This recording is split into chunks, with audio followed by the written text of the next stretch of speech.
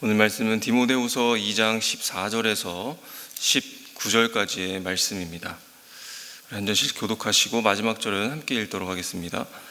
신도들에게 이것을 일깨우십시오. 하나님 앞에서 그들에게 엄숙히 명해서 말다툼을 하지 못하게 하십시오. 그것은 아무 유익이 없고 듣는 사람들을 파멸에 이르게 할 뿐입니다. 그들은 제 말씀을 올바르게 가르치는 것, 부끄러울 것 없는 일꾼으로 하나님께 인정을 받는 사람이 되기를 힘쓰십시오. 속된 잡담을 피하십시오. 그것이 사람을 더욱더 경건하지 아니함에 빠지게 합니다. 그들의 말은 암처럼 퍼져나갈 것입니다. 그들 가운데는 후메네오와 빌레도가 있습니다. 그들은 진리에서 멀리 떠나버렸고 부활은 이미 지나갔다고 말하면서 사람들의 믿음을 뒤엎습니다.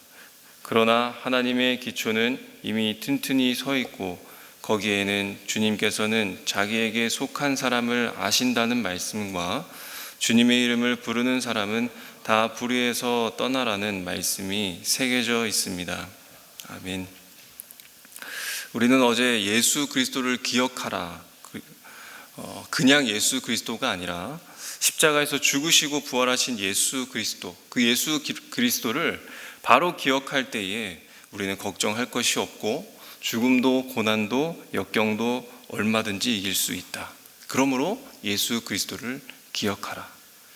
나는 묶일지라도 하나님의 말씀은 매이는 법이 없다라고 그렇게 하였습니다. 그래서 하나님의 말씀은 언제나 자유한 것이고 이 자유한 말씀을 붙들 때에 우리에게 자유가 있다라고 그렇게 이야기합니다. 오늘은 어제의 말씀을 이어서 하나님의 인정받는 그 일꾼의 필요와 그리고 진정한 일꾼은 누구인지 오늘 말씀을 통해서 살펴보기를 원합니다. 오늘 본문을 읽어보면서 느껴지는 에베소 이 교회의 정황은 무엇이었습니까? 말다툼.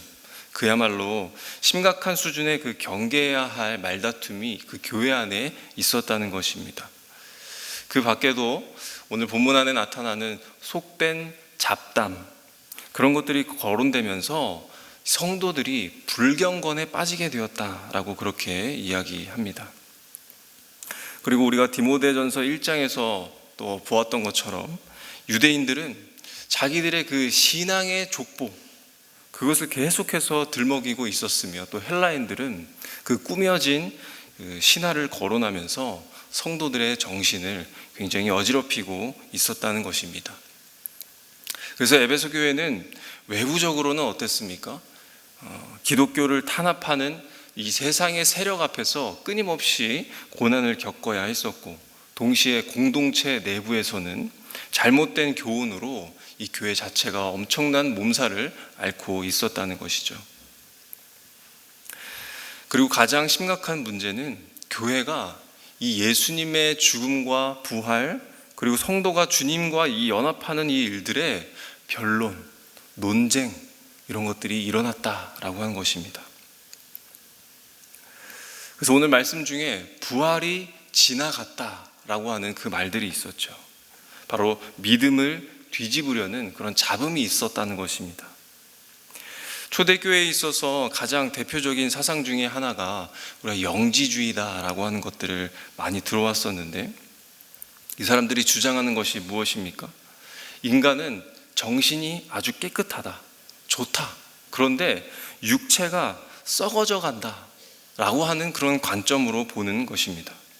그러니까 그들에게 있어서 구원은 자기의 영과 정신이 육체로부터 해방되는 것, 그런 것들을 구원으로 보고 있다는 것이죠. 이러한 사상과 자기들이 이제 믿기 시작한 그 복음, 알기 시작한 그 복음을 이상하게 혼합시켜서 결국에는 우리가 예수를 믿으면 더 이상 우리는 육체에 속해 있지 않고 이제는 영에 속한 사람이 되었기 때문에 이제 내가 저지르는 잘못과 범죄는 내가 짓는 것이 아니라 내 육체가 하는 것이다 라고 하는 그런 아주 그럴듯한 소리로 예수님과 부활을 부인해 왔던 것이죠. 그 대표적인 인물이 바로 후메네오와 빌레도였습니다. 이전에 그들은 부활을 전면적으로 부인하지는 않았지만 그들은 부활이 지나갔다라고 그렇게 말함으로써 기독교에서 가장 중요한 능력, 기독교에서 정말 가장 중요한 그 실제를 제거하려고 하는 그런 과오를 범했던 것입니다. 하나님이 개입하신 그리고 역사하셨던 과거와 현재와 미래, 그 전 역사를 아우르는 이 부활이라는 열쇠를 후메네오와 빌레도는 아무도 그 키를 찾지 못하도록 강물에 던져버리려 했던 것이었죠. 지금의 상황이 그렇다는 것입니다. 바울은 아직도 끊기지 않고 이어져 오는 이 시대의 강력한 문제 앞에서 디모데에게 그리고 교회에게 강력하게 요구하고 강조한 것이 있었습니다. 그것이 바로 오늘 15절에 하나님께 인정받는 일꾼이 되기를 힘쓰라라는 것입니다. 바울은 교회 내부가 말다툼으로 시끄럽고 또 온갖 변론과 잡담과 그런 부활이 없다라는 그런 말들이 오고 가는 상황 속에서 제시했던 그 방법과 솔루션은 그들을 쫓아내어 버리라, 그런 것이 아니었고, 또 엄벌을 내려라, 그리고 속히 처리해라, 그들을 그렇게 명하지 않았다는 것입니다. 일꾼, 하나님께 인정받는 일꾼이 되는 것에 힘을 다하라 라는 그런 말을 전했습니다. 바울은 이렇게 심각한 교회의 문제 앞에서도 강조했던 것은 바로 일꾼이었습니다. 이 심각한 문제 앞에서 진짜 필요한 것을 바울은 보았던 것이죠. 어떤 이야기입니까? 우리가 하나님을 믿습니다. 50년을 믿었고 또 신앙생활을 할 수 있는데, 문제는 하나님이 인정하지 않으면 아무것도 아니라는 것입니다. 우리의 신앙의 연수가 이르러서 집사가 되고 또는 목자가 되고 권사가 되고 장로가 되고 목사가 되어서 사람에게 인정받기 위해서 사람에게 충성하는 자는 하나님과 전혀 관계없는 일꾼이라는 것이죠. 그래서 우리의 신앙은 19절의 말씀처럼 하나님께서 내가 너를 안다, 내가 너를 안다 하는 그 인정을 받는 것이 우리의 삶의 본질이요 진정한 일꾼이다라는 것입니다. 어떻게 우리가 하나님께서 인정받는 그런 일꾼이 될 수 있을까요? 바울은 한 가지의 이 경험을 통해서 고백하고 있습니다. 말다툼하지 말라. 바울은 아는 것이 굉장히 많았고 또 굉장히 똑똑했습니다. 그리고 율법이나 언어나 글이나 언변에 아주 능통했던 사람입니다. 그래서 변론하기를 굉장히 많이 좋아했었던 사람이고 토론과 논쟁하기를 즐겨했던 사람입니다. 그래서 이런 말이나 어떤 대화와 그리고 토론이나 변론 중에서 결코 자기가 싸워서 져본 적이 없는 사람이 바로 바울입니다. 그 중에서도 우리가 기억하는 것은 아테나라고 하는 그 도시에서 철학자들과 신앙을 놓고 변론을 벌인 그런 사건을 우리가 잘 기억합니다. 바울의 사역 중에서 정말로 가장 빛이 났었던 그런 사역이었던 것이죠. 하지만 논리적으로는 그들을 제압하고 압도한 것은 사실이지만 결국에 그 일을 통해서 마음과 마음이 멀어졌었고 결국 그 아테네에서만 교회를 세우지 못하는 그런 일들이 있었습니다. 바울은 순간 그 변론하는 가운데에 자기의 지혜와 지식이 발동되면서 그들과 말싸움으로 번지게 되었고 그 결과 적이 생기고 또 관계가 무너지게 되었다는 것, 그리고 그러한 변론들은 결국 아주 무의미하다라고 하는 것을 깨달았던 것입니다.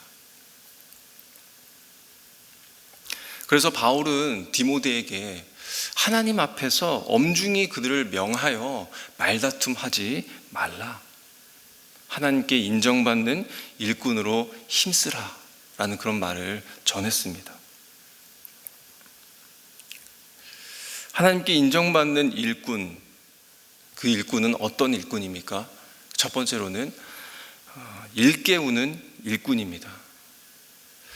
부활을 부정하는 이들이 있었습니다. 그리고 그것 말을 듣는 자들이 있었습니다. 그리고 그 말을 듣는 자들은 망하게 된다라고 그렇게 이야기합니다. 바울은 그들이 망하지 않도록 날마다 상기할 수 있는, 부활의 예수 그리스도를 상기시키도록 할 수 있는 일꾼이 필요하다라는 것입니다. 부활의 주 예수 그리스도를 날마다 리마인드 시킬 수 있는 그 일꾼이 하나님의 인정을 받는 일꾼이다라고 하는 것이죠. 그리고 두 번째로는 15절 말씀처럼 진리의 말씀을 올바르게 가르치는 일에 힘쓰는 일꾼이 하나님의 인정을 받는 일꾼입니다. 가르친다라고 하는 것은 무엇입니까? 분변한다라고 하는 것입니다. 그 분변은 하나님의 뜻을 바르게 해석하고 또 왜곡하지 않으므로 정확하게 드러내고 가르치고 그리고 적용할 줄 아는 일꾼을 이야기합니다. 디모데가 이 일에 아주 탁월했던 것이죠. 바울과 3년 넘게 함께 지내면서 듣고 배웠던 그 말씀과 복음을 능숙하게 전하는데 아주 적합한 인물이었습니다. 그래서 디모데를 보내게 된 것이죠. 세 번째로 부끄러울 것 없도록 힘쓰는 일꾼이 바로 하나님께 인정받는 일꾼입니다. 부끄러울 것 없도록 힘쓰는 일꾼, 이것은 자신을 계속해서 하나님 앞에 세우는 것이죠. 또 힘쓴다라고 하는 것은 내가 딱 한 번 힘주어 노력하는 것이 아니라 자신을 하나님 앞에 제물로 드리기를 반복하고 반복하는데 힘쓴다라고 하는 것을 의미합니다. 그러니까 말씀을 전하는 자도 말씀 앞에 하나님 앞에 자신을 세우고 드려야 하지만 성도 역시도 말씀 앞에서 부끄러움 없이 진실로 하나님께 자신을 드리도록, 나도 하나님의 일꾼이 되기를 원함으로 자신을 드리기에 힘쓸 때에 내 영혼이 살게 되는 것이고 내 가정이 살고 내 교회가 살고 사회가 살게 된다는 것입니다.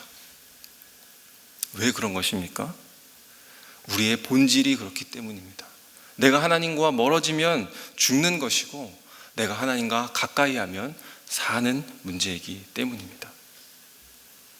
그래서 마지막 19절에 하나님의 기초는 이미 튼튼히 서 있고 거기에는 주님께서는 자기에게 속한 사람을 아신다는 말씀과 주님의 이름을 부르는 사람은 다 불의에서 떠나라 라는 말씀이 새겨져 있다.